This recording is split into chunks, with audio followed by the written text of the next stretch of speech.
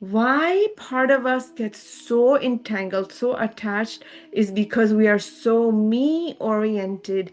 It will be different for me, which means you give a lot of importance to your own thinking. Interrupt your me by saying, come on, get over yourself, you're not that important. That is the journey of dispassion. And with that mindset, you close your eyes, thoughts still come and go, and the mind might still be all over the place. It might still be restless, but you're not caught in it.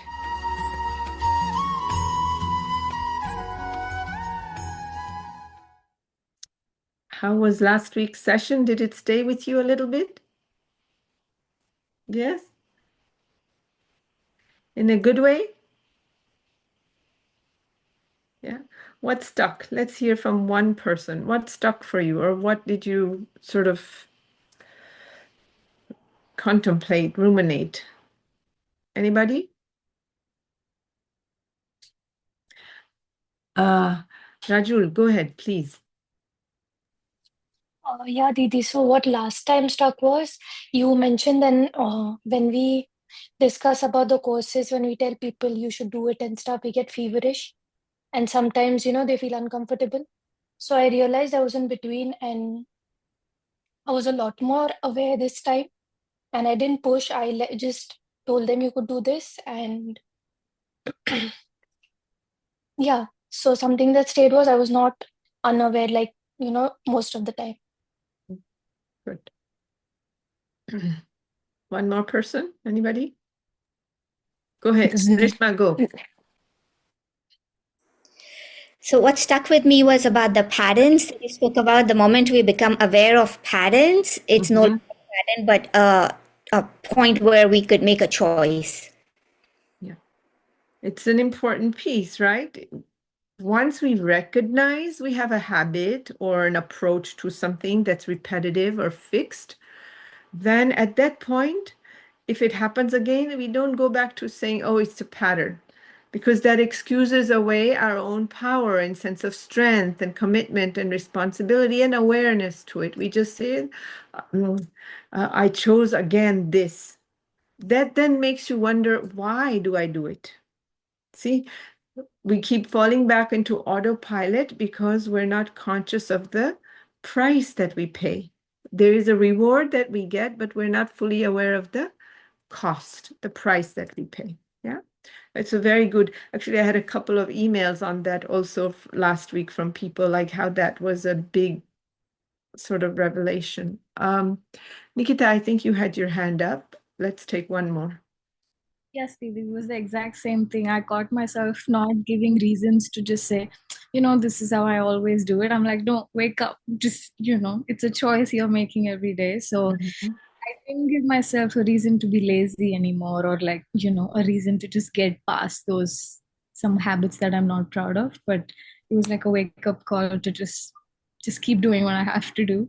And When you call it a choice, do you notice if you do it, there is a little conscious voice that lingers there. Ah, come on, come on. That is now satta. That is the light entering. That is a moment of grace, actually. Do you remember we spoke about that? Whenever there's an awareness, there's a sense of like, oh, this is not working for me. That's a moment of grace. That's a blessing. It's a gift, right? And it's not so easy to ignore. Okay, we might still do it, but there's a little light on, like the dimmer. Maybe it's not fully all the way, but there is a light on. No? Did others of you find that? Yeah. It's very good. Okay. Antonia, what did you say? When you said, go ahead, take a shot on yourself or at yourself, I don't know the in English, but it was super awakening for me. It was like, wow, yeah, I do have that choice of not taking a shot on myself. It's good. Very good. All right. Okay, Hema, let's begin where Gurudev started with verse 32. We have covered it, but let's at least chant. And you keep going until we get to 39, and then we'll see. 32 to 39, all right? Everyone just listen, eyes closed, let the Sanskrit sort of pour into you. आत्मौपम्येन सर्वत्र समं पश्यति योऽर्जुन सुखं वा यदि वा दुःखं स योगी परमो मतः अर्जुन उवाच योऽयं योगस्त्वया प्रोक्तः सम्येन मधुसूदन एतस्याहं न पश्यामि चञ्चलत्वात् स्थिरम् चञ्चलं हि मनः कृष्णः प्रमाथि बलवदृढम् तस्याहं निग्रहं मन्ये वायोरिव सुदुष्करम् श्रीभगवानुवाच असंशयं महाबाहो मनो दुर्निग्रहं चलम् अभ्यासेन तु कौन्तेय वैराग्येन च गृह्यते असंशयात्मा न योगो दुष्प्राप इति मे मतिः वस्यात्मना तु यतता शक्यो वाप्तुम् उपायतः अर्जुन उवाच अयाति श्रद्धयोपेतः योगाच्चलितमानसः अप्राप्य योगसंसिद्धिं कां गतिं कृष्ण गच्छति कच्चिन्नो भयविभ्रस्तः छिन्नाभ्रम इव नाश्यति अप्रतिष्ठो महाबाहो विमूढो ब्रह्मणः पतिः एतन्मे संशयं कृष्णः चेतुम् अर्हस्य अशेषतः त्वदन्यसंशयस्यास्य चेता न हि उपपद्यते Jai Gurudev.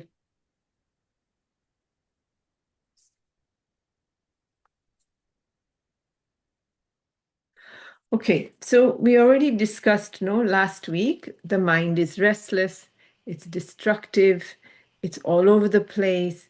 And Arjun says, yes, you told me all this. I heard about meditation. I heard about karma yoga. I heard about I am not the body, I am not the mind, but this isn't working for me. I cannot control the mind. Samadhi is something you speak about, but having the mind, as he used the example, like a flame in the room with no wind, this is not possible. We all have this experience. We can wave frantically. Yes, we all have this experience. So first things first, it's like what Gurudev said. Bhagwan, you have to remember who is speaking here. This is not some scholar. It's not some, pandit. Who is speaking? Bhagavan Uvacha. The Lord himself says, yes, Arjun, I agree with you. That alone should be a big relief. It's not just you. Because sometimes when the mind is restless, it's all over the place, when we cannot calm it down, when we cheat and look and you see somebody sitting there, seems so deep, smiling away, you say, oh, it's just me. How come? I've been here 30 years, 20 years, 50 years, and it's not quieting down. But look, this person, they just arrived and they're so deep at Ujjayi breath, they're gone. I'm telling you, as a teacher, this happens. You teach, and sometimes on the very first day of the part 1 course, you just teach Ujjayi breath. That's it. And then they do 5, 6, 7 Ujjayi breath. They open their eyes and they're in that state of fog. They're wonder, and they look around and, how was it? Who wants to share? And this, I just feel like it was, I don't know, amazing. Haven't you had this as teachers where just at the Ujjayi breath, they are gone? And then you say, oh, amazing. And then you're telling yourself, what? How many Ujjayi breaths have I taken? I don't remember that happening to me. So it's very important, really, that I remind you, me, all of us, that who is speaking here? It's Bhagavan Uvacha. Lord himself says to Arjuna, Samshaya, I agree with you. It's difficult, it's destructive, it is such a challenge. So from now on, when that is happening, you say, oh, this is how it is. This is one of the biggest challenge, Maya of Mayas, is this thing called the mind. Yes? There's something to that. Just that little reminder, okay, it's not just me. Bhagwan himself is saying it's very difficult. But then in the next verse, what does he say? But don't worry, it is possible. It may be next to impossible, but not impossible. Okay? However, impossible, next to impossible, it's not impossible. He says, no, it is possible. And we discussed this a little bit last time also. By repeated practice and the exercise of dispassion. So I want to address this idea of dispassion. Gurudev already spoke about it in a big way, but if you remember last time, what did I say? Dispassion towards what? Does anybody remember? Towards the mind. See, I actually was thinking in my mind, just as Gurudev was speaking, yes, our parents are everything. We're so attached, and then our friends become everything. It's not that we became dispassion, the way I saw it, from parents to friends. It's that we replace our object. We move from passion about mom and dad and attached and entangled to my friends, then my boyfriend, my girlfriend, my husband, my spouse, my partner, then my children, and in between is my job and my name and my fame and my fortune and my respect and we keep shifting this. Right? You can become dispassionate to cotton candy because you now have Lindt chocolate in your hand. And you can become dispassionate to Lindt chocolate because now you have a bicycle in your hand. And you become dispassionate to a bicycle because you have a car, a Honda. You become to Honda because now you have a Tesla in your hand. No? And then you become dispassionate to Tesla because you have the other Tesla, whatever. The next thing in your hand. Yes or no? You become dispassionate to the first partner or the old partner because now you have another partner in your hand. That's not exactly dispassion. It is a way. I'm not saying it's not. One object, one thing, a sense of maturity, a wider lens on life, looking at a bigger picture, looking around and saying, oh my God, hundreds of people have gone through this before. Why do I think it's going to be different? This is what really gets us caught. When we speak about not being, detached, we think it will be different for me. You look around the world and you see everybody has gone through challenge. I don't care what it is, whether it's parenting, relationship, career, your own business, working for somebody. You get 100 people who have worked for somebody. They'll all say, oh my God, the boss, this, it's very nice, but it would be nice to have maybe my own business, or maybe when we retire. We do this even at some level in the part 1 course, right? If, then. Remember that exercise? Postponing happiness, as we say. Just replace the notion of postponing happiness to attachment. It doesn't matter who it is. If you see anyone who has a job goes through struggles. Anyone who has children, they're going through struggle. Anyone who has a partner, they're going through struggle. Anyone who has an apartment versus a house, they're going through struggle. But when we get a house from an apartment to a house, we say, it'll be different. Yes or no? Somehow we say I don't know, they're going through that. Why? It'll be different. Children, oh my God, these people, their kids, they're crying all the time, and their teenagers are struggling, and their college kids, everybody's going through. Mine will be different. Is it? It just looks different, but it's not. The struggle is the same. Why part of us gets so entangled, so attached, is because we are so me-oriented. It will be different for me, which means You give a lot of importance to your own thinking. Are you following where I'm going? This is where I went last week also already. Dispassion to this, to our own series of thought process and beliefs and ideas and assumptions. If we can get there, then you'll still have a partner, you'll still have kids, you might still switch jobs, you might still get an apartment versus a house or a house versus an apartment, but not absorbed, not this will make me or break me mindset.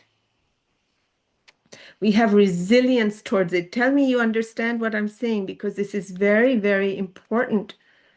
No? And then samadhi becomes 2 or 10 steps closer. When the mind has this sense of this is life, this is how it is. Coupling is like this. Having a home is like this. You got to worry about the gardener and the pool guy, and is it coming, not coming, the pipes breaking, the bathroom leaking. This is life. It's when we think we will be different. It will be, I don't know how many people buy homes and they don't, when they had other people with homes with leaks and bathroom and this and that, oh my God, I don't know, they just need to get rid of that home. I would never want a home like this. They get a home. And then 2 years later, they're talking about the leaks in the bathroom. You're like, go ahead. We don't see, because we are so self-imploded. I don't know how to explain this to you, but I really need you to raise your hand and tell me that you're getting what I'm saying. Are you? That dispassion is the freedom, I think. You know, this wider lens. Well, who am I kidding? Like Gurudev says, in a million ways, he says it. How many billion people have come before you? How many billion more to come? How many billion years have passed? How many billion years more to come? The point is not just to say, oh, yeah, a lot. That's not the point. Oh my God, yeah, 8 billion, yeah. No, it's to say, what makes me think I will be any different? That's the point. See, get off the horse into thinking your life will be different. It's all the same. It doesn't matter. It's that when we are in it, the Petri dish, you know what a Petri dish is? Yes, it's a dish with like germs on it that you look under a microscope. No, we don't see, we are not looking at our own life. We think we are going to be fine. We're looking at somebody else's Petri dish. But the truth is, it's all like that. And because we are so close to our own struggles, when we're going through the struggle, then we again go back to, it's just happening to me. Look how the me comes in. Me is going to be so different. I'm going to have a different life, different business, different school, different partner, different children, different karma. Me. And then when it goes wrong, how come this is happening to me? It doesn't happen to me. This is what he means by depression. Really, truly understand the grasp of self-importance, small s, self-importance. We give so much value to our thinking, our beliefs, our ideas, our assumptions, that that Petri dish just gets more moldy. And then, because we cannot handle it, we throw that dish and go and latch onto a different dish, thinking it will be different. Are you getting this? Don't you? I don't know if you feel it. I mean, even as I share it with you, this part of me, like this, a certain kind of dryness that comes into the system, like, oh my God, what are we doing? Yes or no? It may not be a thought. It's more visceral than that. It's not even just a thought level, but this sense like, yeah, oof. Yes, that is the journey of dispassion. And with that mindset, you close your eyes, thoughts still come and go, and the mind might still be all over the place. It might still be restless, but you're not caught in it. Okay, that's how it is. Then you dive deep.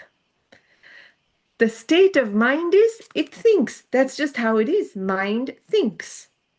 Buddhi judges, labels, dissects, sort of labels it into a corner. And then we like it or dislike it, so it's stored in our memory as a like or a dislike. This is a vicious cycle. We keep doing this. The other way to have dispassion towards our small self is to just see it for what it is again and again and again and again in these 6 chapters that we've been discussing so many ways. What have we been saying? The mind is nothing but some bundle of thoughts and beliefs and ideas and assumptions and likes and dislikes that we picked up along the way from culture, from parents, from television, from friends, from the economics and the political and the social structure of the time, correct? And we didn't pick it up consciously. We were too young to know what we were choosing. We were on autopilot. It's hypnotic beliefs. Hear what I said. I didn't even mean to use those words, but that's what it is. It's hypnotism. It's mass, collective, hypnotic beliefs that we adopt because that's what was around us when we were young. That's how we got approval. That's how we felt safe. Because if you had any common sense, intelligence at the age of 5 to disagree, you got scolded. You got put in your place, nicely, gently, or with a smack. It doesn't matter. But you were told, don't cross lines. As adults, we do our level best to fit into that box. And then we make sure that the new little, creatures that pop into that box stick into that box. We widen it a little bit more, not too much.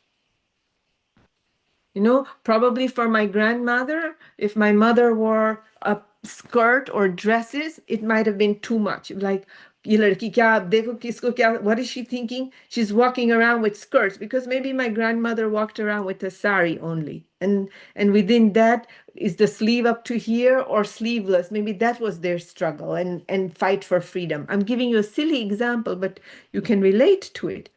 And then my mom shows up, let's say, and she's walking around with skirts, and sleeveless. Oh, so then her struggle is how long or short is the skirt? How sleeveless is it this much or strap or no strap? Who knows? No, and then, I come, well, okay, then the next generation comes. Then the next generation comes along.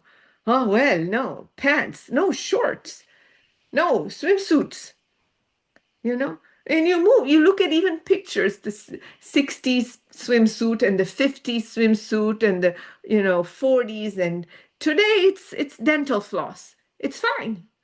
Just dental floss. It works. Do you follow me? Every generation, you fit in that box, but you expand it a little bit. That's how we grow and guide our youth. The school system, the media, whatever.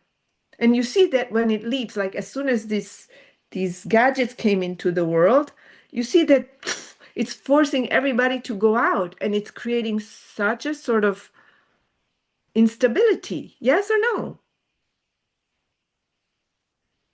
So who this mind is, what this mind is, it's not really that brilliant and it's not really that valuable what it's thinking. And it's not really right. That's the bigger issue. Because all 9 billion people on the planet think very uniquely, and each one is saying, I am right. That's why I know when I have my business, I will not have these problems. Yeah, okay, good luck. That's why they say the guru and God laugh at these things. Like, yeah.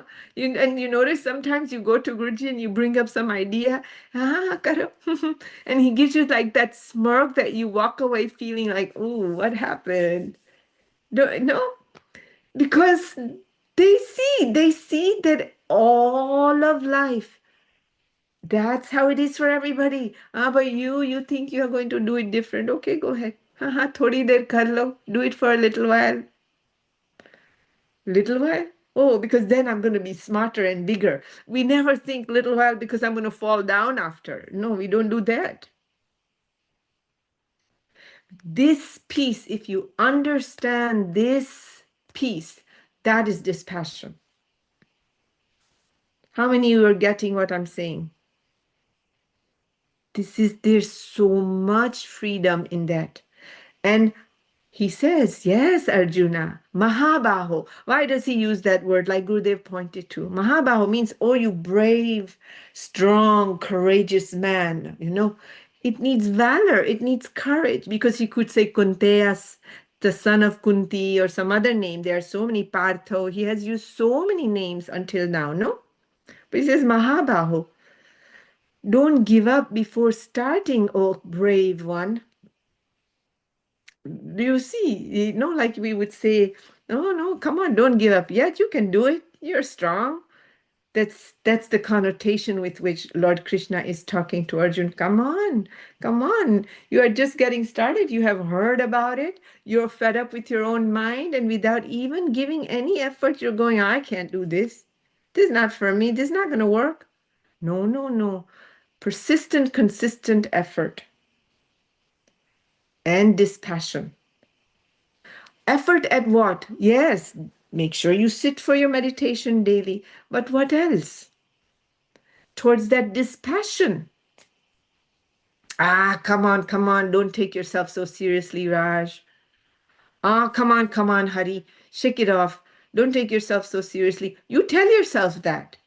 Split from the noise that says, me, me, me, me, me, me, me. I'm going to be amazing. It's going to be so different. When I plan this, it'll be the best ever. Like even planning Gurudev's event. Every event is amazing. And every city that gets news Gurudev's coming, they're going to do something so different.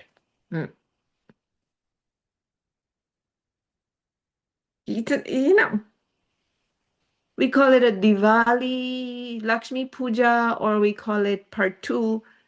It's the same dynamics to get there. Me, oh, but it was different for us. This is the thing we have to continuously refer back to again and again, practice. This is in action, moving towards the higher self, samadhi, if you want. Are we clear? Yes? 10:03. It's a profound statement, that verse 35. Practice and dispassion. And no doubt, yes, it's difficult. Lord Krishna is saying yoga is difficult of achievement by one whose mind is not subdued by him. How are you going to subdue your mind? That's exactly what I'm discussing right now, correct? Just sitting there 20 minutes, letting it wander, and every so often coming back to the mantra is not enough. It's not enough. Though Gurudev said even 2 moments of that silence is worth something. But that alone is not enough, because he does say in a very clear way, you have to be persistent with it. He, as in Bhagwan. 20 minutes, oh, I felt so good. I saw golden light. My mind was quiet. And then from the 21st minute on, you're like a drill. Brrr, going, just going. Oh, how is this? This is not going to work. We come right back.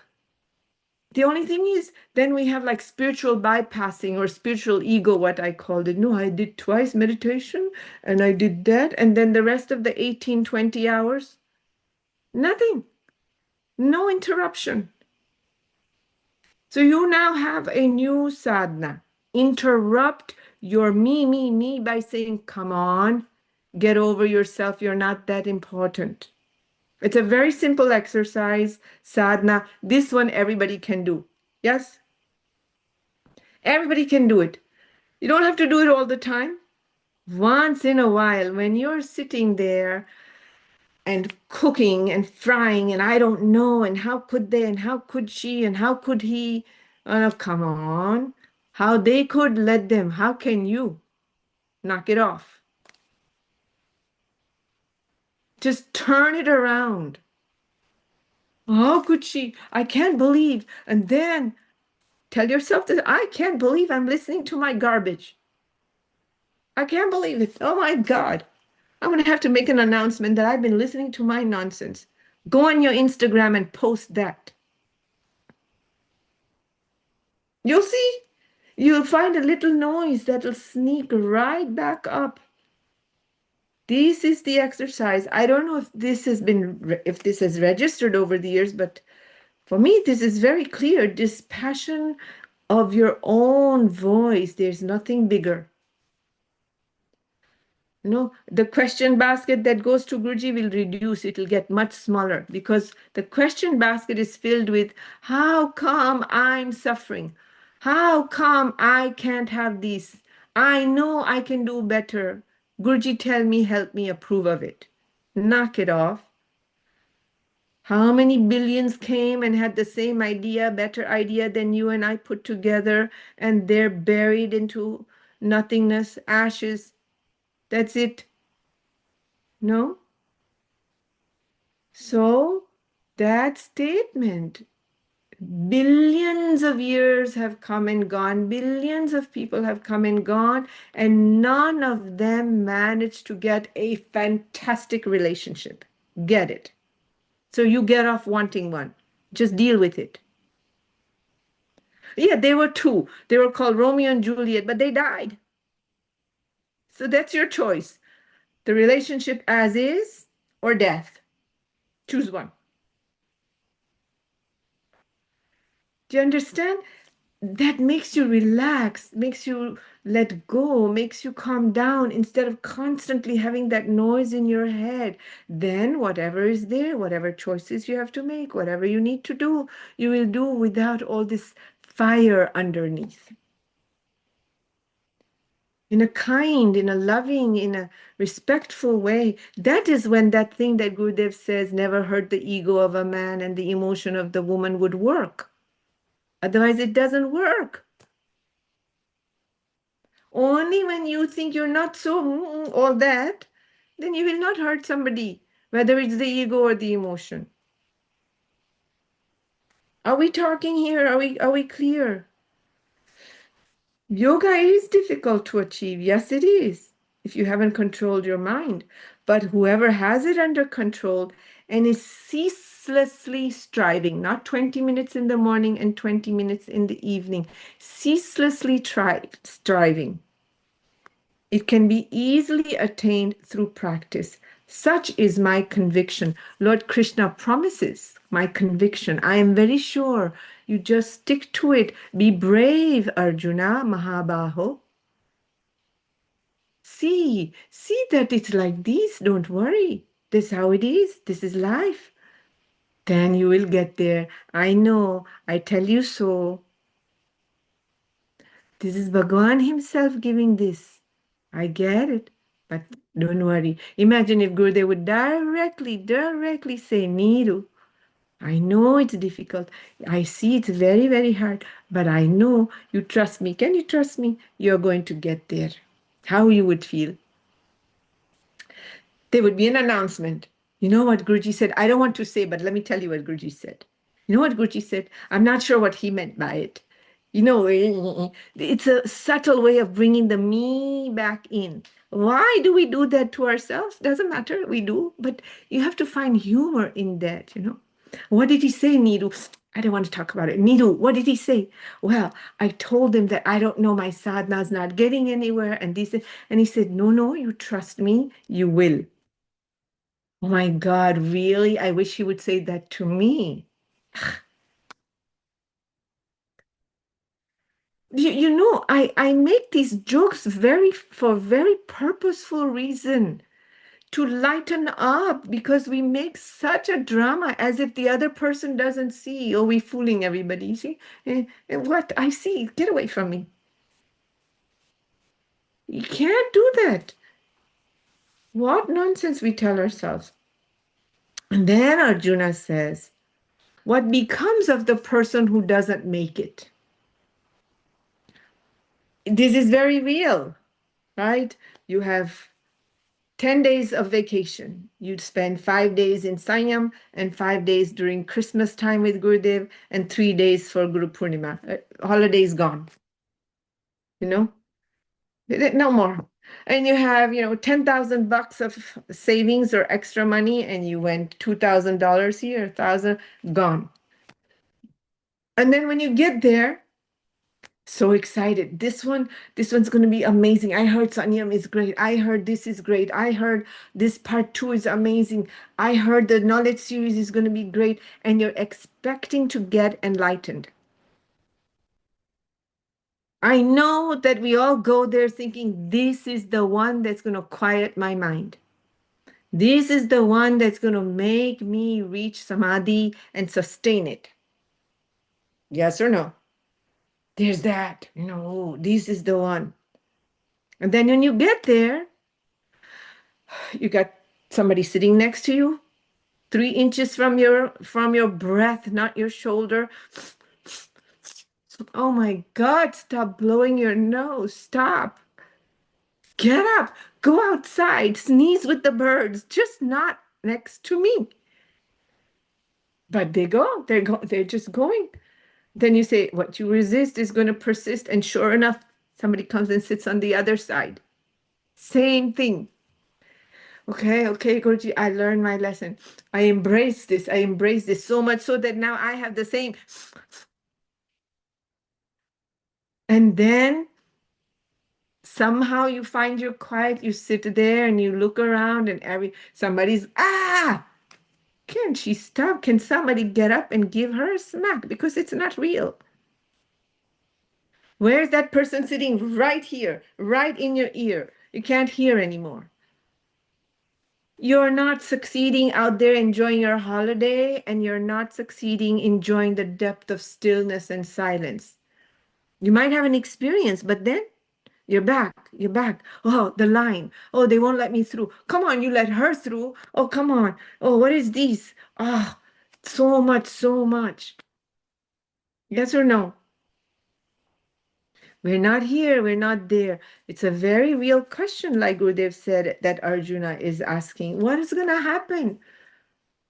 I'm not here, I'm not there. And we're hardwired to evolve. We don't have to use the word succeed. Evolve, whether in a career or with family or friends or health or meditation.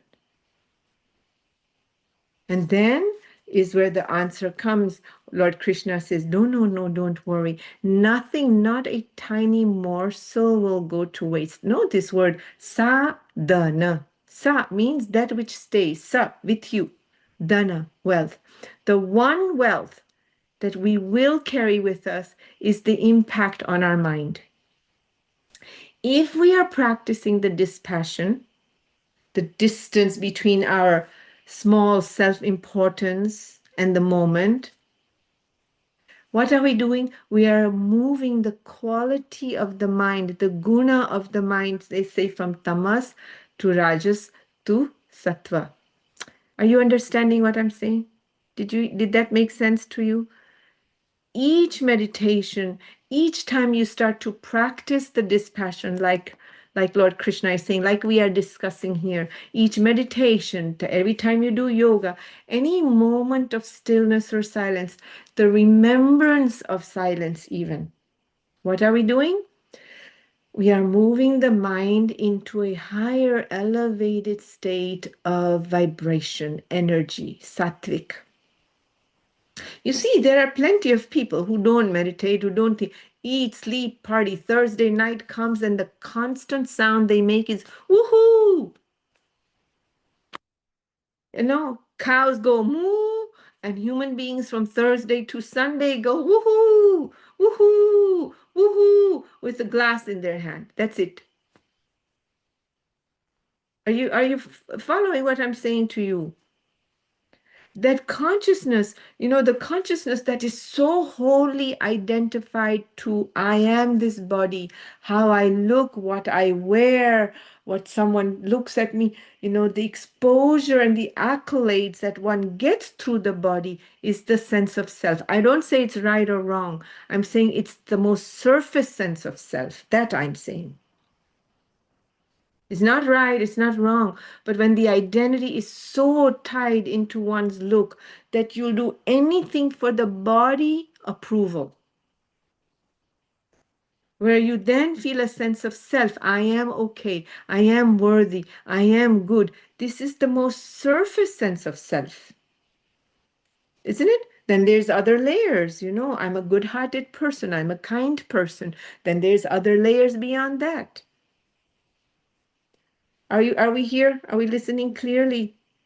So nothing goes to waste. The mind is evolving. What Gurudev said, if you are here, you have somewhere along the way moved the mind from the most grossest level of identity of life to where you are socially conscious, where you have awareness of a higher power, where we have the practices, where we make social impact, where we take care of each other. I make fun of whatever fun I make of the organization, but really, our devotees we are such kind, generous, gracious people. No matter what, we come through for each other. Our small mind might interfere, but we do so much to say, what can I do to help? Our time, our effort, our energy, our holidays, our family time, our parents' time, our children's time. We find ways to give 5 minutes, 10 minutes, 10 hours. Yes or no? This is a very evolved mind. It didn't happen between when you met Gurudev and now. It's been happening lifetime after lifetime after lifetime. And what Lord Krishna says is you will end up in your next birth, in your next day, if you want to, meeting the right people. Like you go to sleep tonight and you say, what I did, it's the best I could do. Now you are inviting an opportunity for tomorrow morning for some newer, greater, kinder moment person to arrive. It's the same. This life, done the best I could, nothing will be lost. So when you awaken in another body, there will be an opportunity. What kind of opportunity? Either enormous wealth, where you have access to go towards spirituality. In a way, we are all in that position. If we can be sitting in this country or wherever you are, doesn't matter which country, and spend, Tuesday night, 1.5 hours to self-actualize, you are the wealthiest of the wealthiest in the world. We all are. Yes or no? Yes? So fortunate, so fortunate. I mean, materially and spiritually. Because who has time to do that? Who has the money to do that? Who has the support to do that? Who has the vehicle to do that? Who has the tools, the techniques, the wisdom, and the guru, the guide to do that? This is such wealth. You may not have been born, with a guru in your family, but the opportunity to get to one will come to you. Or there is some family member who has done a lot of sadhana. Funny, today flying here, I was thinking about my grandfather. I was thinking how all his merits is how it's been given to this family, this siblings and my mom and dad. Of course, my parents also, but it's my grandfather's blessing. And somehow I was doing bowing down, on the flight. It was like this sense of east, west, north, south. So you just see the open sky, and you're kind of above all the rest. And there was just really this sense. So in my head, I was going through the different directions, and just bowing down, like and ancestors. And I thought, this is all my grandfather and my father and mother. Somebody has done enough tapas, enough sadhana, enough prayers, so that their lineage through which they will continue their journey keeps moving that seed forward. Samajh rahe ho? Are you following me? So Lord Krishna says, no, nothing is wasted. Okay, we caught up with Gurudev's video. We're at verse 40. So you have new sadhana now, right? Come on. Don't think you're such a big. just tell yourself, yeah, whatever, you keep talking. Sometimes I say I'm not listening. I say that to sometimes people in front of me, if they're going, I say, you know what, you have me for 30 seconds. And then they maybe don't register that 30 seconds is 30 seconds. And then they go and I just turn, I say, I'm not listening anymore. So like that, you have to tell you, I'm not listening to you. Rubbish. I'm not listening. That dispassion, that's the pillar one. Then discernment, vivek, and dispassion, these two pillars become stronger and stronger. Can you see how they're linked together? How many times you have heard that knowledge, 4 pillars of knowledge? Vivek, discernment comes first. So you already have that because you're sitting here saying there's got to be more. Who am I? What is lasting? What is not? But it's elusive, Vivek. And then dispassion is a little elusive. No, you have to concretize these things. So do your practices and do your, throughout the day. Oh, whatever. Yeah, whatever. Sometimes if I'm speaking, like sometimes, oh, yeah, okay, Raj, shut up. Out loud, I will cut my own self off, out loud. I'll say, oh yeah, you know what I'm about to say is this, but let me just tell you, okay, forget it. It's nonsense. You have to know. It's not just being funny or sarcastic or anything. It's to tear your own mind, lighten it up. Are we clear? Otherwise, just again, like we're gonna just like.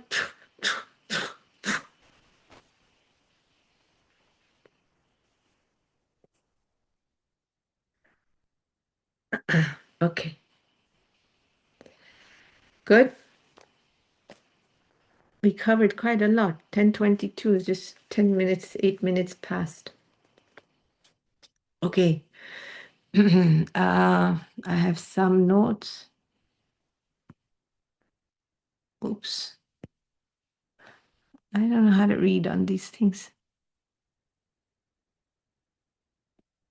Forget it. It's not that important. Ay. Okay, here, chat. Gurudev mentioned you're doing good deed will not go for waste, means good deeds for society or being consistent with your practice. Which good deed? I'm a little confused. Both. But if you do good deeds in society, what happens? You get punya, you get merits. You get some good, like all the good things happening in your life today, those are merits from the past. All the not so good things happening today in life, those are not so good deeds from the past. Whether past is yesterday or 10 lifetimes ago, it's irrelevant. Past is past. It's just irrelevant. Oh, when? What? Oh, come on. It's from yesterday. Get over it. Now move forward. Yeah? But the wealth that we are speaking about here is your sadhana, your practices. Any little bit of looking inward to oneself will never go to waste. Just like deeds in the world will not go to waste. So true. We owe so much to our ancestors for bringing us here. Yes, we do.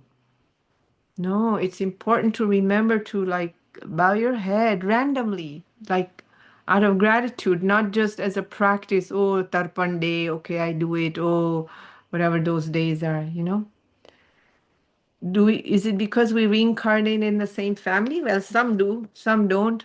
Some reincarnate in the same family and some go in the family across the street where they can be enemies and fight it out. You know what's happening in your family. That's how you're going to make a choice.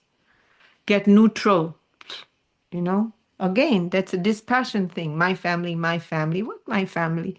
How many people have had families? Oh, I have a son and a daughter. How many sons and daughters are there? Like lighten up on the whole thing. Family. my husband, my son, my family. What are you talking about? As if it's, you found the gem, the goose that lays the golden egg. Dude, how many golden eggs have been laid all over? You have no idea. Billions. So many eggs, so many kids popping, family, my family, my family. This sounds sacrilegious because you can, family, that's a sacred space to go. But what? Two kids, two-legged creatures running around with a box, and you're just trying to push the box a little, and they're saying, no, push it wide open. And you're saying, no, no, no, no, you got to stay in this box.